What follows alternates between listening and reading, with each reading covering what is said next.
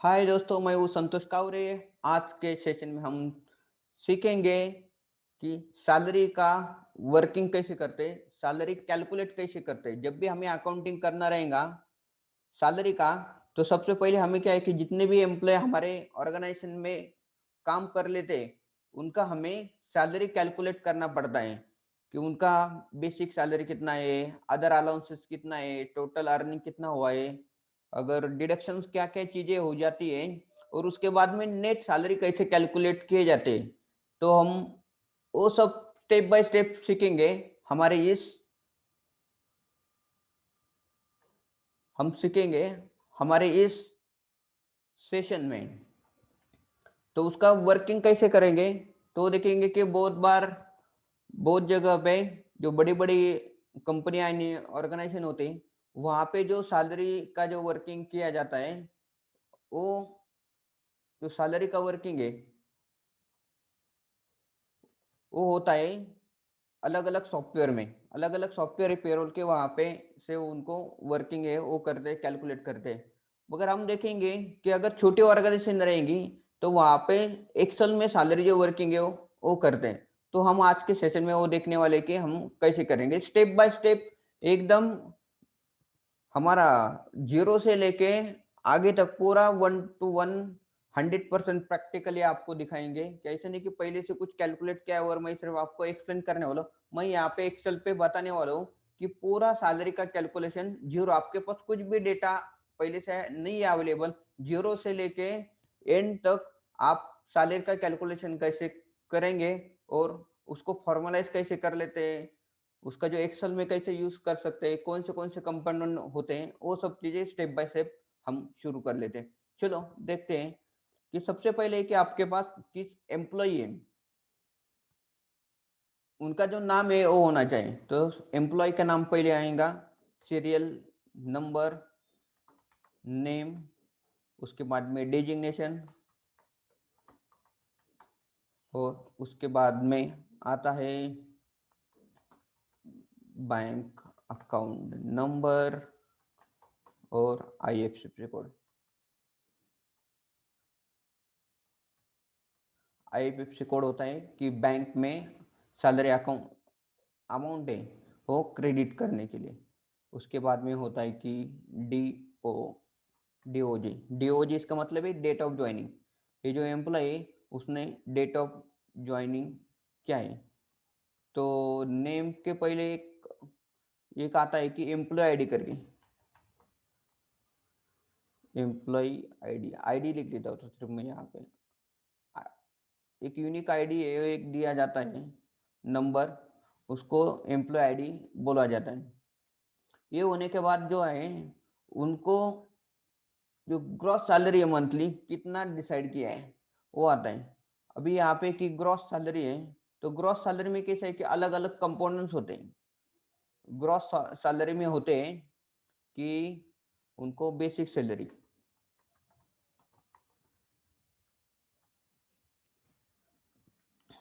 दूसरा होता है कि उनका कन्वेंस, बाद में होता है उनका एल टी ए, और भी है, और अदर अलाउंसेस रहते हैं। तो ये 4 एग्जांपल लेते हैं। अदर अलाउंसेस हम ज़्यादा लिस्ट नहीं बनाएँगे, कि जो भी होता है कि अदर अलाउंसेस में हम करेंगे। ऐसा करके उसका जो टोटल किया इन सब का, तो ग्रॉस सैलरी बन जाता है। ग्रॉस सैलरी होने के बाद कुछ जो डिडक्शंस होते हैं, जो होते हैं, इन सबको अर्निंग बोला जाता है। अर्निंग बोला जाता है।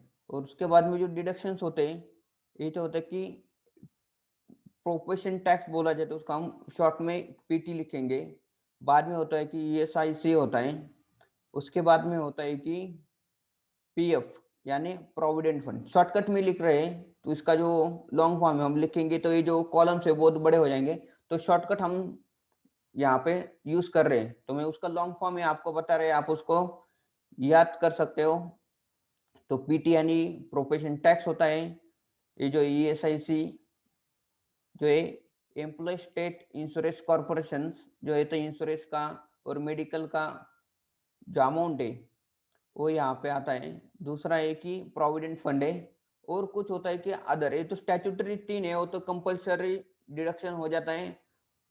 और उसके बाद में कुछ अदर डिडक्शन हो गया कि कैंटीन हो गया, कुछ बस जो ट्रैवल करते हैं कि उनको पिकअप कर लेते हैं, अपने ऑफिस तक छोड़ते हैं, ऑफिस से लेके घर तक छोड़ते हैं, उसके लिए कुछ अमाउंट है, वो भी डिडक्शन किया जाता है। दूसरा होता है कि कैंटीन की फैसिलिटी दिए जाते हैं, उसकी कुछ नॉमिनल अमाउंट है, वो डिडक्शंस होती है। और ऐसे कुछ अलग अलग जो डिडक्शंस हो गए, तो उनका भी नाम लिखा जाता है। तो हम इतने ज्यादा डिटेल में नहीं जाके उसमें सिर्फ अदर डिडक्शन कर लेते हैं। जो भी अदर डिडक्शन से इसमें यहाँ पे हम यहाँ पे कर लेंगे। ये होने के बाद आ जाएगा कि टोटल डिडक्शन। टोटल डिडक्शंस होता है, उसके बाद में आता है कि नेट सैलरी। सैलरी, ये जो नेट सैलरी वही उनके बैंक अकाउंट में जो है क्रेडिट होती है, और इसको बोलते हैं कि डिडक्शंस, टोटल डिडक्शन। ये जो कॉलम है उसको डिडक्शन बोलते हैं। उसको ग्रॉस सैलरी है, उसका फॉर्मूला होता है कि earning minus deduction, sorry, net salary का फॉर्मूला होता है कि earning minus deduction is equal to net salary. और जो नेट सैलरी है, तो इस प्रकार से उनको बैंक में जो है क्रेडिट किया जाता है। तो सीरियल नंबर हम एग्जांपल के लिए 5 लोगों का सैलरी यहाँ पे हम कैलकुलेट करेंगे। 4 5 5 सैलरी का यहाँ पे आएगा टोटल। यहाँ पे मैं कॉलम कर लेता हूँ अच्छे से, तो अच्छा हम हमें दिखाई देगा। यस, यहाँ पे मैंने उनको जो है कॉलम दे दिया है। यस,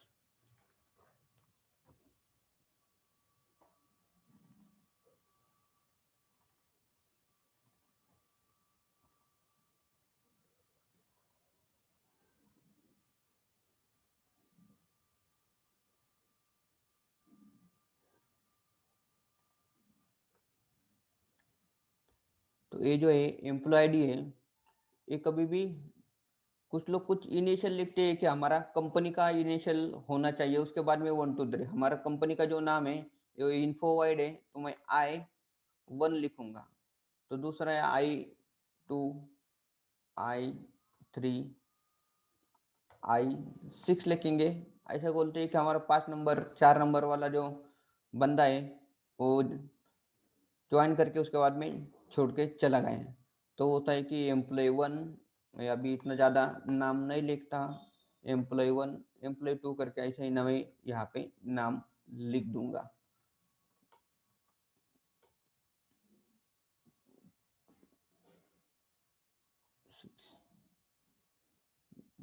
तो 3 4 ये एम्प्लॉय हो गए, और 1 2 3 4 5, यस, I7, और यहाँ आएगा एम्प्लॉय 7। ये हो गया कि पहले हम लिखेंगे कि यहाँ पे HR एग्जीक्यूटिव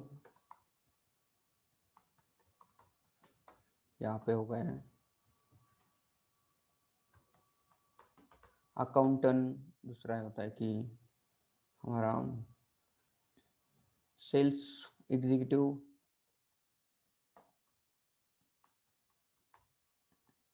बाद में होता है यहाँ पे एडमिन,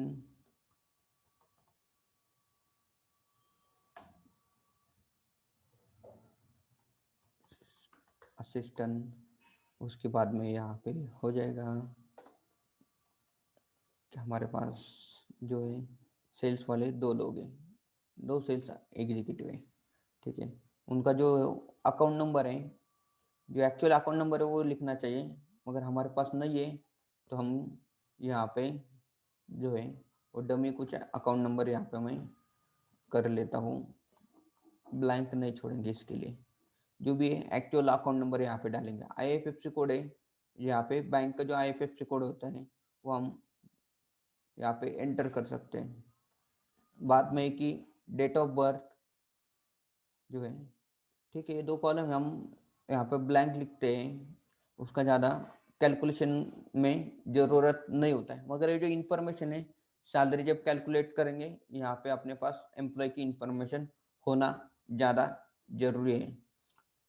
तो उसके बाद में कि बेसिक सैलरी, तो बेसिक सैलरी में क्या होता है, इस बेसिक सैलरी जो है किस बेसिस पे कैलकुलेट किया जाता है, तो उसके लिए क्या है कि हमारे पास जो है वो होता है कि अर्निंग,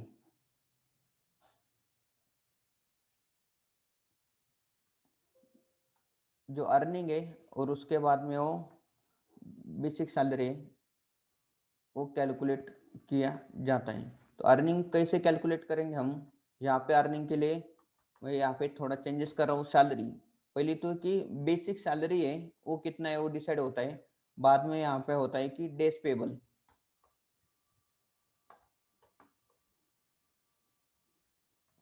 डेज पेबल यानी कितना, कि जितने दिन उन्होंने कंपनी में काम किया है उतने दिन का सैलरी उनको दिया जाता है। तो पहले तो उनका जो अपॉइंटमेंट लेटर के अकॉर्डिंग उनको सैलरी कितना डिसाइड हुआ है, जो सैलरी जो कंपोनेंट यहाँ पे आ जाएंगी।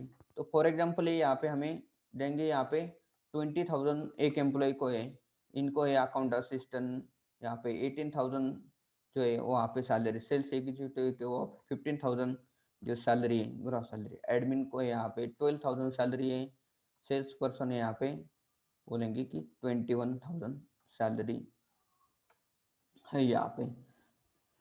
तो यहाँ पे कैसा है कि जब भी एचआर सैलरी है वो डिसाइड कर लेता है तो उनका एक फॉर्मूला रहता है कि जो बेसिक सैलरी है वो ग्रॉस सैलरी का कितना परसेंटेज है।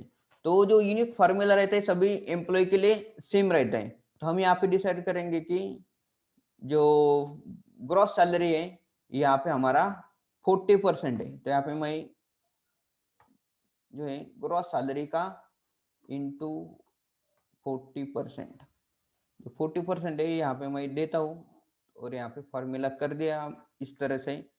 तो इसके लिए मैंने फॉर्मूले किया कि ग्रॉस सैलरी इंटू 18%, तो 18 है यहाँ पे ऑटोमेटिकली जो है कैलकुलेट होके आए। तो कन्वेंस है, कन्वेंस तो है कि सभी जगह वो एक ही अमाउंट होता है। तो कन्वेंस के लिए हम यहाँ पे देंगे कि 2,000 रुपये सभी को हम एक ही समान जो कन्वेंस अमाउंट है वो दिया जाता है। बाद में होता है कि एलटीए, एलटीए भी कुछ परसेंटेज अमाउंट होते हैं, अदरवाइज कुछ सेम अमाउंट ही हम देते। तो परसेंटेज यहाँ पे देखेंगे कि हम उनके लिए देंगे कि यहाँ पे 15% जो है वो एलटी रहता है। एलटी इतना नहीं रहता है, और एक 5 या 10% या कुछ लमसम अमाउंट है वो यहाँ पे दिए जाते हैं। तो हम एग्जाम्पल के लिए 15% जो अमाउंट है यहाँ पे लिख दें। अभी ये तो अमाउंट हो गई, तो बाकी का बैलेंस अमाउंट है वो अदर एक्सपेंसेस हम यहाँ पे करते हैं कि जो भी कैलकुलेट हो गया और जो बैलेंस अमाउंट बचा है वो हम अदर एक्सपेंसेस में करेंगे। तो इसका जो ग्रॉस सैलरी का जो टोटल है ये सभी कंपोनेंट का टोटल जो है ग्रॉस सैलरी से टोटल होना चाहिए। तो यहाँ भी हम फॉर्मूला देंगे gross salary minus sum bracket open, और ये तीनों का जो है उसका फॉर्मूला देंगे ऐसा करेंगे। ये जो तीनों का फॉर्मूला देने के बाद यहाँ पे हम टोटल करेंगे।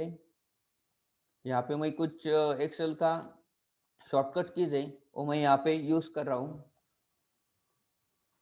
तो इसके ऐसे सिलेक्ट कर दिया तो यहाँ पे दिखाई देता है कि 8,000 प्लस 10 2,000 10,000 हो गया, 10 प्लस 3 13,000 प्लस 7 20,000, ऐसे करके जो एम्प्लॉय वन है उनका ग्रॉस सैलरी का टोटल जो है उसके अदर सैलरी के जो भी कंपोनेंट है उसे यहाँ पे मैच हो गई है। तो सेम है दूसरा भी है, यहाँ पे इनका अगर टोटल किया तो यहाँ पे दोस्तों जो टोटल अमाउंट है वो भी हमें यहाँ पे दिखाई देती है। तो यहाँ पे हम कैसे देख सकते हैं कि ये जो टोटल अमाउंट है वो हमारा कहाँ पे, ये जो टोटल सम है यहाँ पे दिखाई देता है दोस्तों। यहाँ पे हम जब किसी भी सेल्स का टोटल अमाउंट यहाँ पे देखेंगे तो यहाँ पे 15,000 यहाँ पे ग्रॉस सैलरी है इसका सम है अदर कंपोनेंट का, ये ग्रॉस सैलरी से यहाँ पे मैच हो गई है। ठीक है, तो दूसरा है कि ये जो पर्सन है उनका डेज कितने दिन उन्होंने काम किया है। यहाँ पे हेडिंग देंगे हम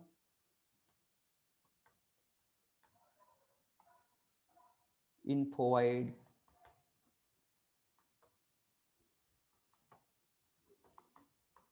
लर्निंग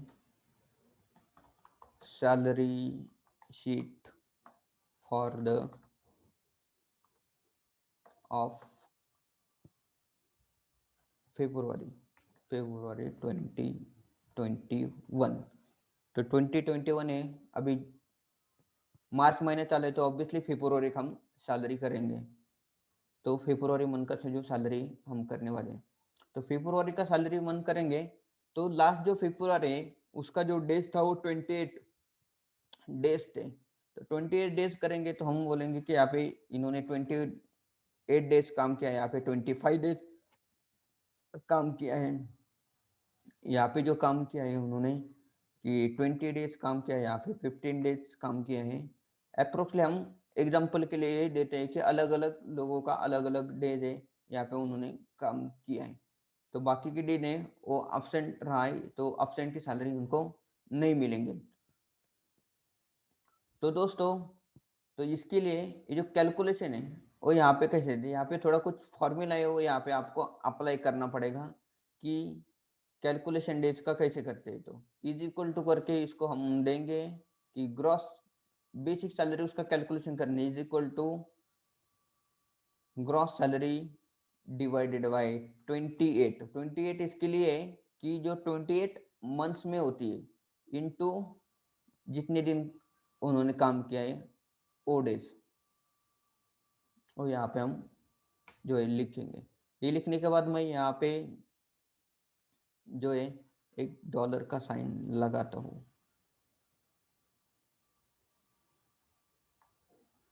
तो ऐसे मैं कैलकुलेट करूँगा तो पूरे जो अमाउंट यहाँ पे कैलकुलेट होके आ जाएंगे। यहाँ पे सभी जो कैलकुलेशन किए हुए कंपोनेंट है यहाँ पे कैलकुलेट होके आ गए।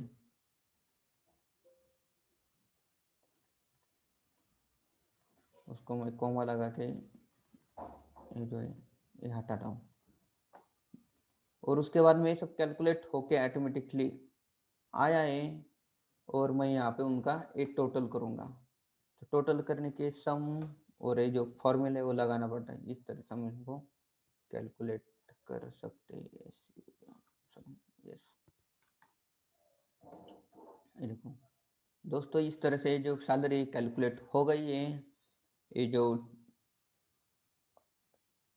टोटल है 28 डेज, पूरे फेब्रुवरी में 28 डेज होते पूरे दिन काम किया है, तो इसके लिए उतना 20 डेज फुल सैलरी हो गई है। दूसरा जो एम्प्लॉय यहाँ पे, तो यहाँ पे 18,000 रुपीज पूरा सैलरी था, 25 डेज यहाँ पे उन्होंने काम किया है, तो 15 डेज के अकॉर्डिंग यहाँ पे काम किया है। तो यहाँ पे हम क्या करेंगे कि उसको कैलकुलेशन है वो बराबर हुआ है कि नहीं वो भी चेक करेंगे। तो उसके लिए क्या करेंगे हम 18,000 डिवाइडेड बाई 28 इंटू 25, तो ग्रॉस से मैच करेंगे। देखिए यहाँ पे कि 16,071, यहाँ पे भी 16,017 यहाँ पे कैलकुलेट हो गया है, करेक्ट। तो ऐसे हम क्रॉस चेक कर सकते हैं। दूसरा है कि यहाँ पे प्रोफेशन टैक्स, ये तो हो गई कि उनकी सैलरी जो है वो अर्निंग हो गई। दूसरा है कि इनका डिडक्शंस, डिडक्शन के लिए यहाँ पे प्रोफेशन टैक्स है, वो कैसे डिडक्शन करेंगे। प्रोफेशन टैक्स के जो है हर एक स्टेट के लिए अलग अलग प्रोफेशन टैक्स का अमाउंट है। कुछ कुछ स्टेट है वहां पे एकदम टेट है, उसमें प्रोफेशन टैक्स है वो डिडक्शन नहीं होते, और प्रोफेशन टैक्स है वो जो स्टेट गवर्नमेंट है वो डिसाइड कर लेती है। तो हर एक स्टेट गवर्नमेंट ने उनका जो स्लैब है अलग अलग दिया है। तो हम आज देखेंगे यहाँ पे महाराष्ट्र का जो स्लैब है वो है कि अप टू 7,000 जीरो है, तो अप टू 5,000 अप टू 7,500, 0 है 7,500 टू 10,000 है, तो वहाँ पे उनका 175 डिडक्शन होता है, और 10,000 अबव है वो 200 रुपीज डिडक्शन होता है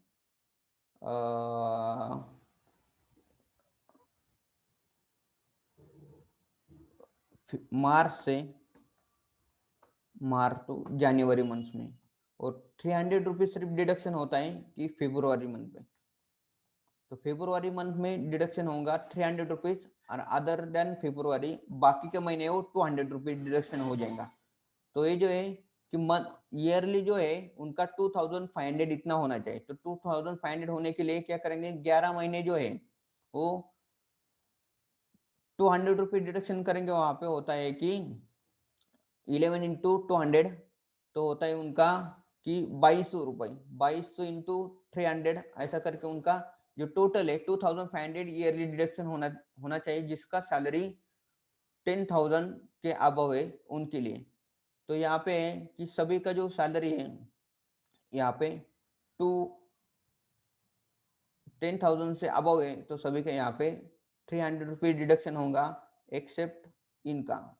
जो इनका है जो इस स्लैब में भी नहीं आता, इनका जो है वो बिलो 175 है करेक्ट अर्निंग है। उनका कैसा है कि ग्रॉस सैलरी है 12,000 रुपीज, मगर प्रोविडेंट टैक्स है जो ये ग्रॉस सैलरी के ऊपर कैलकुलेट नहीं करता, अर्न सैलरी है यहाँ पे कैलकुलेट किया जाता है। अर्न सैलरी जो है अगर इस ब्रैकेट के अकॉर्डिंग है तो ये सैलरी में से प्रोविडेंट टैक्स डिडक्शन होगा।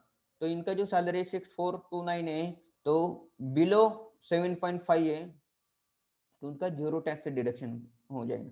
दूसरा है कि यहाँ पे ईएसआईसी, ईएसआईसी जो है उसका जो फॉर्मूला होता है ईएसआईसी का, यहाँ पे हम पीटी का फॉर्मूला मैं दिखा देता हूँ। यहाँ पे ईएसआईसी जो फॉर्मूला होता है कि वो होता है कि एम्प्लॉय और एम्प्लॉय मीन्स जो कामगार बोलते हैं उनको, और एम्प्लॉयर मीन्स कंपनी।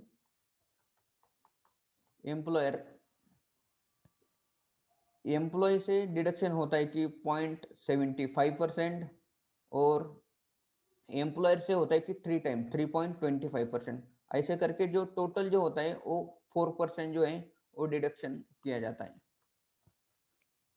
कि आपसे डिडक्शन होगा कि जो भी ग्रॉस सैलरी है, तो उस ग्रॉस सैलरी के ऊपर आपका 75% जो एम्प्लॉय है उनसे डिडक्शन होगा। तो यहाँ पे मैं एक फॉर्मूला देता हूँ कि इंटू 0.75%, तो इनका जो प्रोपोर्शन टैक्स है यहाँ पे डिडक्शन होके आता हूँ। तो उसके लिए जो ये राउंडेड ऑफ है वो मैं यहाँ पे अप्लाई करता हूँ। तो सभी का ये 0.75 डिडक्शन होगा, और एम्प्लॉयर को जो कंपनी रहती है उनको उनके पॉकेट से उनका कंट्रीब्यूशन है वो देना पड़ता है कि 3.25, और एम्प्लॉय की सैलरी से डिडक्शन होगा सिर्फ 0.75। पीएफ जो है, पीएफ का जो फॉर्मूला होता है ये होता है कि 12% एम्प्लॉय देगा, एम्प्लॉय 12% देगा, और जितना एम्प्लॉय दिया है उतना ही एम्प्लॉयर जो है जो भी 10% है उनको कंट्रीब्यूशन करेंगे। तो ऐसे करके जो 24% है और जो टोटल है उनके पीएफ में जमा होता है एवरी मंथ जो पीएफ है। मगर इसके लिए क्या है कि on gross earning, ESIC gross earning के ऊपर होता है, और जो पीएफ है वो सिर्फ बेसिक के ऊपर होता है, बेसिक के ऊपर कैलकुलेट किया जाता है। तो जो पीएफ है वो होता है कि बेसिक जो अर्निंग है वो है 8,000 रुपीज, तो इंटू 12%, 12%, ओके, इतना अमाउंट है वहाँ पे डिडक्शन होगा। और जो अदर डिडक्शन से मैं यहाँ पे कुछ नहीं लिख रहा हूँ कि हम यहाँ पे कुछ भी फैसिलिटी नहीं दे रहे हैं, ऐसा हम एज्यूम करेंगे कि canteen facility and travelling facility नहीं दे रहे, उनका जो एम्प्लॉय का टिफिन है वो खुद लेके आएंगे, खुद खाएंगे और खुद की गाड़ी से आ जाएंगे, तो हम डिडक्शन यहाँ पे हम कुछ भी नहीं करेंगे। बाद में कॉलम है यहाँ पे टोटल डिडक्शंस। टोटल डिडक्शंस के लिए हम यहाँ पे सम का फॉर्मूला वो देंगे यहाँ पे कि proportion tax, ESIC, PF and other deduction, ये जो है यहाँ पे हम जो एक टोटल करेंगे सम का, और यहाँ पे हम मैं टोटल करके उसको राउंडेड ऑफ कर लेता हूँ। ऐसा करके इनका जो टोटल है तो इनका आता है कि 1400 रुपये डिडक्शन हो गया, 1192 डिडक्शन हो गया, ऐसा जो अमाउंट है टोटल यहाँ से डिडक्शन। नेट सैलरी जो है उनका जो फॉर्मूला होता है कि gross earning minus deduction, correct, ये डिडक्शन करेंगे इस, ऐसा जो अमाउंट है यहाँ पे आ जाएगा। यहाँ पे हमने जो डिडक्शन दिया है कि कॉलम यस, यहाँ पे ग्रॉस अर्निंग है आर, आर माइनस डब्ल्यू यहाँ पे लिखा रहता है, आर माइनस डब्ल्यू ये डिडक्शन कॉलम है, आर कॉलम है जो है वो अर्निंग का कॉलम है। ऐसे करके यहाँ पे हमने सभी लोगों का जो कैलकुलेशन है यहाँ पे कर दिया है। तो कैलकुलेशन करने के बाद हम करेंगे यहाँ पे टोटल कितना है, यहाँ पे हम टोटल करेंगे, इसके लिए फॉर्मूला होता है कि सम, और यहाँ पे आता है कि इसका जो टोटल है, यहाँ पे मैं कॉपी करके आगे पेस्ट कर लेता हूँ। दोस्तों एक्सेल है बहुत ही मज़ेदार होता है, जब आप अकाउंट्स में करेंगे तो आपको अगर फॉर्मूला आ रहे हैं अच्छी तरह से तो आप बहुत ही इजीली उसको 1-2 मिनट में सभी जो कैलकुलेशन है वो drag down, copy paste, V lookup, H lookup, pivot table, ऐसे जो फॉर्मूला है वो आप इजीली जो है कैलकुलेट कर सकते हैं। वही तो खासियत होती है कि अभी जो डिमांड है बहुत जगह कि जहाँ जहाँ पे भी अकाउंटेंट है उनको इंटरव्यू में भी पूछा जाता है कि आपको एक्सेल आती है या नहीं आती है, तो आपको भी जो एक्सेल है वो यहाँ पे आना जरूरी है, ठीक है। तो इस तरह से जो कैलकुलेट हो गया है, हमारा जो ग्रॉस सैलरी था वो 86,000 था, 100% के according as per appointment letter. जो ग्रॉस सैलरी था वो सभी लोगों का मिला के यहाँ पे हमने यहाँ पे 86,000 था, मगर उनका जब डेज है यहाँ पे पूरे डेज नहीं थे, यहाँ पे कुछ लोगों ने 28 डेज काम किया है, 25 डेज काम किया है, 15 डेज भी काम किया है, तो उसीलिए यहाँ पे जो ग्रॉस सैलरी है यहाँ पे उनका डेज पेबल के अकॉर्डिंग कैलकुलेट किया है, तो यहाँ पे अर्निंग जो है कम आया। अर्निंग के बाद में हमने कैलकुलेट किया है कि प्रोफेशन टैक्स जो है इसका जो स्लैब है, इस स्लैब के अकॉर्डिंग जो प्रोफेशन टैक्स है वो कैलकुलेट करते हैं, और उसके बाद में होता है कि ये सही सी यहाँ पे हमने कैलकुलेट किया है, तो ये सही सी जो है वो 0.75 एम्प्लॉय से डिडक्शन होता है। और उसके बाद में हमने देखा कि प्रोविडेंट फंड, उसको पीएफ जो बोला जाता है कि 12% हमने यहाँ पे डिडक्शन किया है, तो ऐसे करके जो टोटल डिडक्शन है यहाँ पे आया है कि 5,326 रुपीज, करेक्ट, 236 रुपीज जो है वो कैलकुलेट होके आया है। और वो कैलकुलेट होने के बाद जो है वो यहाँ पे जो टोटल जो अर्निंग जो हुआ है सैलरी का एम्प्लॉय को, वो हुआ है यहाँ पे कि 67,479 रुपीज अर्निंग माइनस डिडक्शन करके ये जो है नेट सैलरी जो आया है। तो यही नेट सैलरी जो है वो बैंक अकाउंट में जो है वो क्रेडिट किया जाता है। कि बहुत बार है कि छोटे लोग रहेंगे तो मे बी एनईएफटी आरटीजीएस नहीं किया जाता है, उनको क्या है कि चेक है वो दिया जाता है। अदरवाइज ज्यादा लोग हैं तो वहाँ पे प्रेफर करते हैं कि एम्प्लॉय को क्यों चेक देने का, वो जाके वापस बैंक में जाएंगे, वो स्लिप भरेंगे, उसके बाद में 2 दिन लगेगा क्रेडिट होने के लिए। तो बहुत सारी जो कंपनियां ऑर्गेनाइजेशन है वो एम्प्लॉय के जो ये हित में या बेनिफिट में बहुत बार वो काम करते हैं, तो एम्प्लॉय को इतना ज्यादा तकलीफ नहीं देते हुए वो क्या कर लेते हैं कि एक स्टेटमेंट बनाती है। वो जो स्टेटमेंट किस तरह का होता है कि उसमें सिर्फ होता है कि बैंक बैंक के लिए तो हो गया कि सैलरी शीट,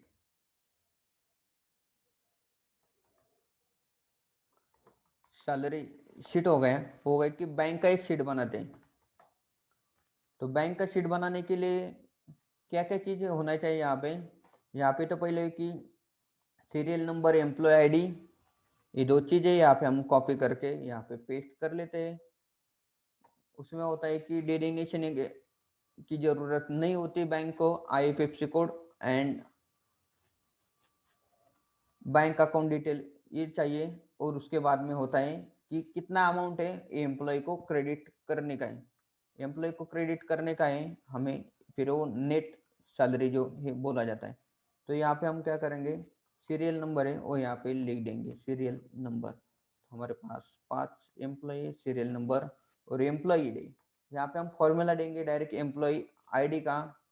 तो यहाँ से लेके ये जो एम्प्लॉय आईडी यहाँ पे आ जाएगा।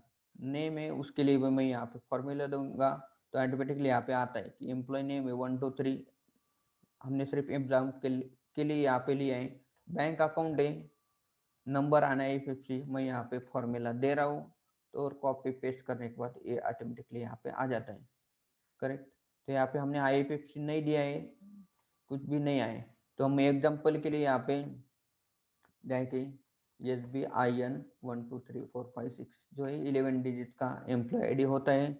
ICICI 1 2 3। अभी मैं सिर्फ यहाँ पे जो है डमी लिख रहा हूँ क्योंकि हमें यहाँ पे पता होना चाहिए इसके लिए यहाँ पे। तो ये जब हम लिखेंगे तो ऑटोमेटिकली यहाँ पे जो ये फॉर्मूला जो है कैप्चर करेगा। जो नेट सैलरी है तो कितना अमाउंट जाने वाला है, तो नेट सैलरी का ये जो कॉलम है उसको हम सिलेक्ट करके एंटर करेंगे, तो ये सब चीजें यहाँ पे कॉपी पेस्ट करके आएंगे। और जो अमाउंट है यहाँ पे हम क्या करेंगे, राउंडेड ऑफ करेंगे और यहाँ पे आएगा टोटल। तो इसका टोटल करेंगे हम SUM, सम टोटल करके मैं यहाँ पे ये हम करेंगे। तो यहाँ पे क्या होता है कि 67479 है, तो सेम अमाउंट यहाँ पे भी आए 67,479। ये अमाउंट और ये अमाउंट मैच होना चाहिए, तभी हमारा जो अकाउंटिंग है वो करेक्ट आ जाएगा। तो जितना हमने कैलकुलेट किया है उतना ही अमाउंट जो है बैंक अकाउंट में इस तरह से जो है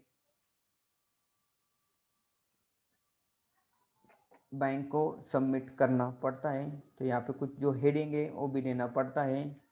और ये जो है इसके साथ क्या है कि आपको ये बैंक में जाके जमा करना पड़ता है। जमा होने के बाद फिर बैंक है इस स्टेटमेंट के अकॉर्डिंग जो है अमाउंट क्रेडिट कर दे। और दूसरा भी और ये होता है कि अभी बहुत सारे जो बैंक है उन्होंने ऑनलाइन फैसिलिटी दी कि आप ये जो एक्सेल शीट है एक फॉर्मेट दिया जाता है, employee ID, name, bank account, IFSC और अमाउंट, वो फॉर्मेट में जो इंफॉर्मेशन वो कलेक्ट करने का। और जो फॉर्मेट है वो बैंक के इंटरनेट बैंकिंग फैसिलिटी होती है, वहां पे जाके बल्क सैलरी अपलोड करके या बल्क पेमेंट करके एक ऑप्शन होता है, वहां पे जाके आप क्या करेंगे उसको अपलोड करेंगे। और जो अप्रूवल है, अप्रूवल जो इंटरनल जो हमारे जो भी साइनिंग अथॉरिटी होती है वो क्या कर लेते हैं, उनको अप्रूव कर लेते हैं। जैसे अप्रूव हो जाएगा वो ट्रांजेक्शन, इमीडिएटली जो भी अकाउंट होल्डर एम्प्लॉय है तो वो एम्प्लॉय के अकाउंट में वो जो सैलरी ऑटोमेटिकली क्रेडिट हो जाती है। उसको बोलता है कि ई ट्रांसफर फैसिलिटी बोला जाता है। तो ई ट्रांसफर फैसिलिटी अगर अवेल किया तो ये जो फिजिकल शीट है सबमिट में प्रिंट करने का, उसके ऊपर सिग्नेचर करने का, उसके साथ चेक जो है वो अटैच करने का, और उसके बाद में जो है फिजिकली बैंक में जाके सबमिट करना पड़ता है। और उसके बाद में फिजिकली जो बैंक का जो एम्प्लॉय वो रिसीव करवा के लेगा। और उसके बाद में जो अमाउंट है वो क्रेडिट करेगा ईच एंड एवरी एम्प्लॉय के अकाउंट में। तो इसको जो है बहुत ही ज्यादा मैन्युअली काम होता है, फिजिकली जाके सबमिट करना पड़ता है, और जो पर्सन डिपेंडेंस होता है कि अकाउंटेंट है वो सब चीजें डॉक्यूमेंटेशन करना पड़ेगा, जो ओनर है उनको सिग्नेचर करना पड़ेगा, चेक जो है लिखना पड़ेगा। उसके बाद में हमारा जो अकाउंटेंट पर्सन है, ऑफिस बॉय है, वो जो डॉक्यूमेंट है पूरे लेटर और ये जो स्टेटमेंट है वो लेके जाके बैंक को सबमिट करेगा, और सबमिट करने के बाद रिसीविंग की सिग्नेचर होंगी फिजिकली। वो जो बैंक का जो ऑफिसर है वहां पे बैठे रहते हैं, और उनका जो काम है वो डे टू डे एक्टिविटी करने के बाद में ये जो बल्क पेमेंट है वो यहाँ पे एंट्री जो है वो करना शुरू करती है। तो उसके बाद में वो अमाउंट क्रिएट होता है, तो उसके लिए बहुत ज्यादा टाइम लगता है, 2 3 4 घंटा जाता है ये सब प्रोसेस के लिए। तो इसके लिए बहुत सारे बैंक ने जो बल्क अपलोड करके एक फैसिलिटी है वो दिया है। तो उसमें क्या है कि उनका एक पर्टिकुलर फॉर्मेट होता है, एक्सेल ये डॉट नेट या टेक्स्ट फॉर्मेट होता है। उसमें ये जो भी employee name, IFSC code, account number और अमाउंट है, ये जो बेसिक चीजें वहां पे हमें फिलअप करनी पड़ती है। और वो जो फाइल है, एक्सेल फाइल है, अदर फाइल है, वो उनका जो एक बैंक का लॉगिन है, वो लॉगिन करके उस सेक्शन में बल्क अपलोड करना पड़ता है। एक बार बल्क अपलोड होने के बाद ये जो सैलरी है वो जो है, जो इमिडिएटली हमारे जो भी ओनर है, अथोराइज सिग्नेटरी हो, वो ऑनलाइन बैंकिंग से लॉगिन करके वो अप्रूव करेंगे उस ट्रांजेक्शन को। तो अप्रूव होने के बाद विद इन कुछ मिनट में जो है अकाउंट में सैलरी जो है क्रेडिट हो जाती है। तो इसके लिए ज्यादा फिजिकली डॉक्यूमेंटेशन की जरूरत नहीं होती, सिग्नेचर करने की जरूरत नहीं है। जो अकाउंट नहीं यहाँ से अपलोड करेंगे और अथोराइज सिग्नेटरी अप्रूव करेंगे, वो एक आधा घंटा या 15 मिनट का जो प्रोसेस होता है, और प्रोसेस होने के बाद जो है अकाउंट में होते। तो अकाउंट में क्रिएट करने के लिए जो है कि 4 प्रकार के जो है ऑप्शन होते हैं। एक तो ये कि आप एम्प्लॉय को चेक दीजिए, यहाँ पे मैं लिख देता हूँ। एक तो ऑप्शन होता है कि चेक दीजिए, दूसरा है कि एम्प्लॉय के 1 बाय 1 अकाउंट में ट्रांसफर करो, 1 to 1 ट्रांसफर। तो 1 to 1 ट्रांसफर करेंगे तो बहुत टाइम लगता है। तीसरा होता है कि बैंक ट्रांसफर,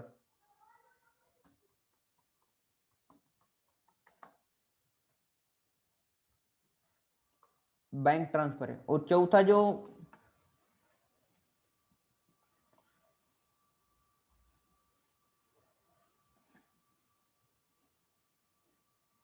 फोर्थ जो ऑप्शन होता है वो होता है कि ई ट्रांसफर। ये जो ई ट्रांसफर है वो बल्क पेमेंट होता है यहाँ पे। तो ये जो 4 ऑप्शन से होते हैं, तो इसमें से ये जो ऑप्शन है वो सब जगह ही यूज किया जाता है। और रेफर जो होता है कि यही यूज करो, ये जो चेक,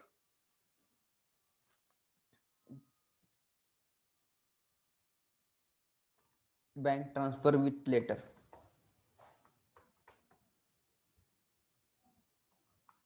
लेटर दिया जाता है तो बैंक यहाँ पे ट्रांसफर होता है। तो ये जो 4 ऑप्शन से यहाँ पे होते हैं कि सबसे प्रेफर जो होता है कि ई ट्रांसफर होता है। तो आप सभी जो भी अकाउंटेंट यहाँ पे देख रहे हैं उनको मेरी रिक्वेस्ट रहेंगी कि आपका खुद का काम कम करने के लिए कम से कम समय में सैलरी क्रेडिट करने का है। तो अगर आपके ऑर्गेनाइजेशन में ई फंड ट्रांसफर या बल्क ट्रांसफर नहीं है तो वहां पे आप एक्टिवेट करवा लो, ताकि आपका जो काम है वो कम हो सकेगा। इस तरह से आपको जो है जो सैलरी कैलकुलेशन है इस तरह से आपको करनी पड़ती है। तो यहाँ पे हम क्विक रिव्यू करेंगे एक एक। यहाँ पे employed learning salary sheet for the month of February, यहाँ पे आएगा serial number, employee ID, name, designation, bank account, IFSC code, DAG. ये जो है इनिशियल एम्प्लॉय का जो है इन्फो यहाँ पे बोला जाता है, एम्प्लॉय इन्फो।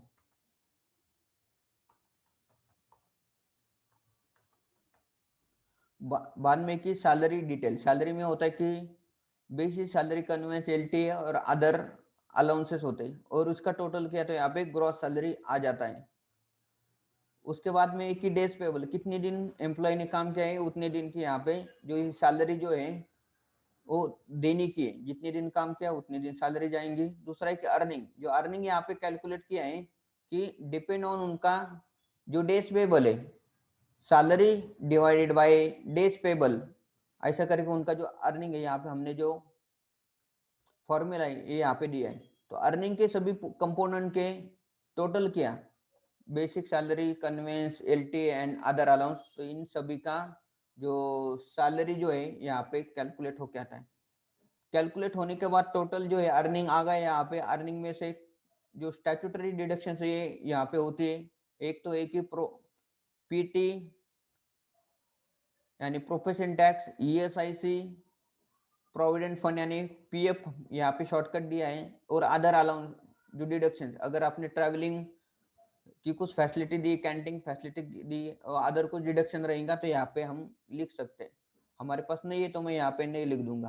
तो ऐसे करके ये जो टोटल डिडक्शंस की टोटल की तो यहाँ पे आते हैं कि 1410, और ये जो नेट सैलरी का फॉर्मूला है कि gross earning minus total deduction, gross earning minus total deduction किया तो आपका नेट सैलरी, और नेट सैलरी की जो टोटल होने के बाद जो टोटल यहाँ पे हमें दिखाई देती है कि इतना जो अमाउंट है हमें एम्प्लॉय को जो है ट्रांसफर करना पड़ेगा।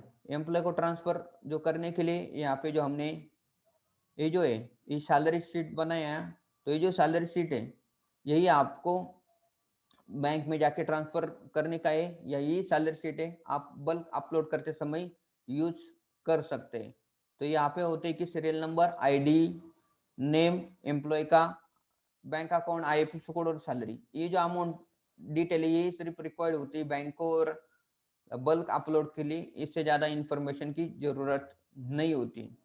उसके बाद में हमने देखा कि कौन से जो हमारे पास ऑप्शंस होते हैं कि बैंक ट्रांसफर करने के लिए।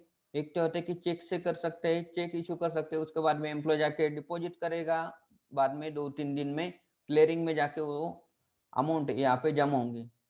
दूसरा ऑप्शन होता है कि 1-to-1 ट्रांसफर, कि हमारे पास इंटरनेट बैंकिंग एम्प्लॉय का अकाउंट है, वहां पे हम बेनिफिशियरी ऐड करके 1-to-1 एक एक करके एम्प्लॉय को ट्रांसफर कर सकते हैं। मगर एक एक करेंगे, किसी किसी एम्प्लॉय में ऑर्गेनाइजेशन में 10, 12, 15, 20 ज्यादा एम्प्लॉय होते हैं तो 1-to-1 करने के लिए बहुत टाइम ज्यादा जाता है, 1 घंटा 2 घंटा जाएगा।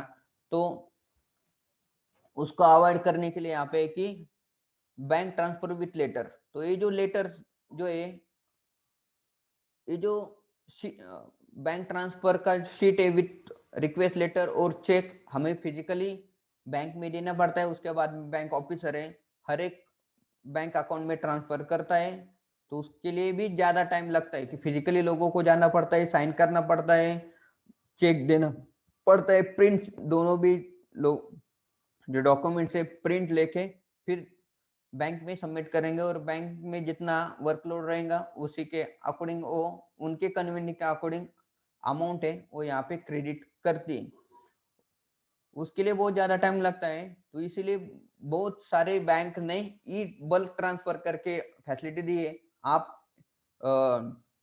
टेक्स्ट फॉर्मेट में, एक्सेल फॉर्मेट में, ईवीएस फॉर्मेट में उसको जो फाइल है वो अपलोड करके बैंक अकाउंट में ट्रांसफर कर सकते हैं।